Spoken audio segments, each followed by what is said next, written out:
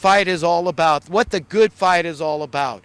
It's about bringing the good news of salvation, the gospel of Jesus Christ, that there is no death, that we're all going to live forever. That don't try to kill yourself, don't try to kill other people, don't hate other people. You can't really do that thing. You don't have that power, you don't have that authority.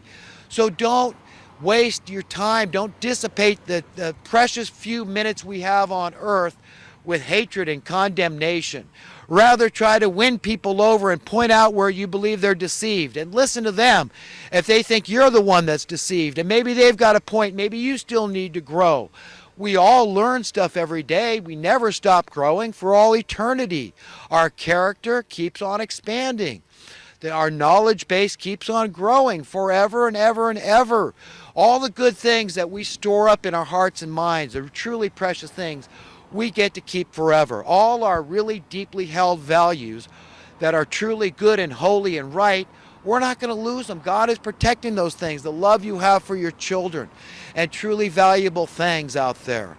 The love you have for a stranger, a brother or sister, a fellow human being. Your goodwill toward others. All that good stuff. Your honor, your integrity. Okay, all that stuff you get to keep, and it builds forever and ever. All those good things are going to get passed along. And if your heart really is pure, you will see good. You will see God. Even the Bible conflates these two terms, good and God. And you see the spelling, how closely they're correlated. This is the way it is. And there is obviously, a right way to think in life and a wrong way to think. And the New World Order cabal and all their associated minions, deceived or not, are thinking wrongly. And they've got to go to a painful place. They haven't loved God of their own free will and accord. They hate that which is good. They hate the truth. They run from the truth. They run from honor. They run from conscience and integrity. They just want power and prestige and money. Because these are worldly things. These are the things of the flesh. This is this battle that tugs. This is what leads so many people into psychiatry and psychology and therapy. They don't understand what's going on. The forces that are pulling at your heart and your mind and your spirit and your soul. The evil and the good. The war that's occurring in our own members as fighting. Because we want worldly things. God understands, yes, we're attracted to materialism and possessions and stuff. That's okay. If everybody could have those things, there's nothing wrong with us having those things. Sailboats, cars, houses, knickknacks, jewelry, all this stuff, anything at all your heart desires. There's nothing wrong with it. Pieces of art, works of art, anything at all. It's all okay if everybody could have those things. And that's what we're talking about here. And that's the place I believe God wants us to go, where we understand we're a family. If we share stuff, there's so much extra stuff. Anywhere at any time in the world you want to go live, anywhere. There you go online and you Google, hey, where are vacant houses and this is where I want to be for a while. As long as you want, you stay there. And when you leave, well, it's vacant. That's it. And you stay, that's it. Okay? You want to go back to the general area? And you can interior decorate it any way you want. You can do what you want. Plenty of gardeners to take care of the landscape. Plenty of people doing maintenance, taking care of stuff. And it belongs to us. It belongs to the family. It's all of our inheritance. All of it, because it's from God.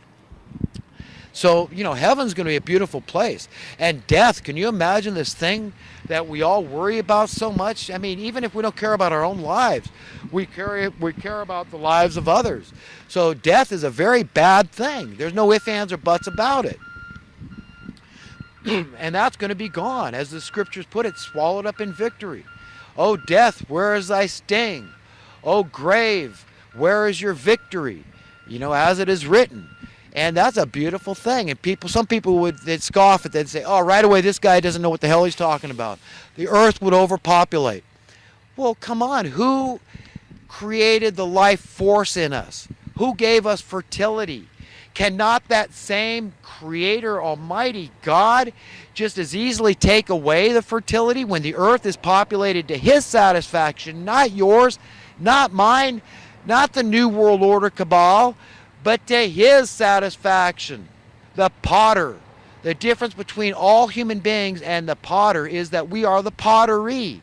And he's got a right to do whatever he wants with the pottery, and we don't have any right to talk back to him and say, no, you're wrong. What are we, smarter than him, more capable? No, we're not. What is heaven on earth? What's it going to be? Heaven is a place that's going to be right here on earth. There's different levels of heaven, like the highest heaven it's talked about and all this. Yes, the universe is filled with heavenly realms and all that. But God's will is going to be done on earth like Jesus talks about. Read about what Jesus said. We're entering the end of an age. We're going to enter a new age. This is called the period of the renewal of all things. Everything's going to change. Probably, miserable insects out there that Satan had created. Because remember, Satan has free will, and all those minions, the New World Order, they have power. They have free will. They can resist God and reject his will, okay? Because he has to give free will to everybody. And Satan is one of those beings that gets free will. Otherwise, he'd have automatons, robots essentially, and he didn't want that. It's so important that we love him of our own free will and accord, that we serve him of our own free will and accord, that we adhere to his commandments, to do those things he wants us to and not do those things he doesn't want us to because of our own free will and accord. When we fall on our faces, we turn to him for forgiveness, and we talk it over with him. He's the master psychiatrist. He's the master therapist. He's the master shrink and the psychologist. Okay, this is the one we turn to, master pastor, He's the one. Only he knows us the way we need to be known. Only he can love us, okay, the way we need to be loved, and counsel us in the way we need to be counseled. So we all need to turn to him all the time and understand that this really is a battle. It is a spiritual battle. And there really is evil people, and they're in high places because they're willing to do those things that regular, decent human beings are not willing to. And why it's so hard to understand these things is because decent, upright people, okay, they can be deceived, and they might end up in hell, okay, because of their deceit, because they're following the wrong ones. They just don't understand. It's hard for them to wrap their minds around the diabolical nature of these people. But the reason they're in these positions of power is because they're willing to do those. They're willing to murder in cold blood. This is why I associate ISIS and the New World Order. They're one and the same, two peas in a pod. New World Order cabal is using these people as an instrument of terror. That's what these people are, terrorists, the New World Order. That's what they love. They thrive on this. They're bloodthirsty. A lot of these people actually literally, physically get into this mixing of the blood, these transfusions and all this. This is where this Dracula thing, the vampire thing comes from. That's who these people are. And they are, if you're willing to commit cold-blooded murder, what aren't you willing to do? Anything else is passé, right? But that's what they do. JFK. Okay, sound money is what he was giving the people. Oh, no, no, no, no. They cannot tolerate that. Like I said, the social ills start dissipating, and they're diffused, and they go away. The crime plummets. Can't get these dubious wars started. You can't indebt nations and states and individuals. Anyhow, I guess I'm going to wrap it up about here, and you have a wonderful day. It's been good talking to everybody, if I am talking to anybody out there, and God bless you, and just fight the good fight, bring the good news to people, and as it's written, you will not lose your reward. Whoever gives one of these that loves me even a drink of cold water will not lose his reward. So if you can encourage somebody and comfort somebody, because you never know who's on the edge of just losing it and saying, you know what, I just don't care anymore, go out there and take my own life. You've got to be the guy that they meet that says, you know what, that says something that inspires them to say, you know what, I'm going to stick around. This thing might turn around, and I want to see what that's going to look like when all these evil people that have been causing me grief, they go down. These are the people that are making me miserable. If I was free, if I was secure, I wouldn't be wanting to kill myself. If I was prosperous, my girlfriend never would have left me. If my wife never would have left me. My family would still have respect for me if I had my prosperity. But no, now I'm ready to kill myself. So you got to be that person that meets that other person that's weaker than you, the weaker link. You've got to be the stronger link, because he can strengthen you to be that stronger link and then strengthen that weak link so that they can go reach somebody else and strengthen that link. That's fighting the good fight. That's bringing people the good news, the gospel.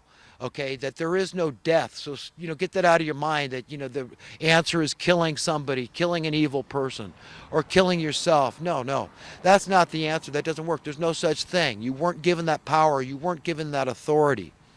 There really is no death. Okay, God has the last say in these matters. So, anyhow, I guess I'll leave it at that, and we'll talk again sometime, I hope, in the future here. Stay safe.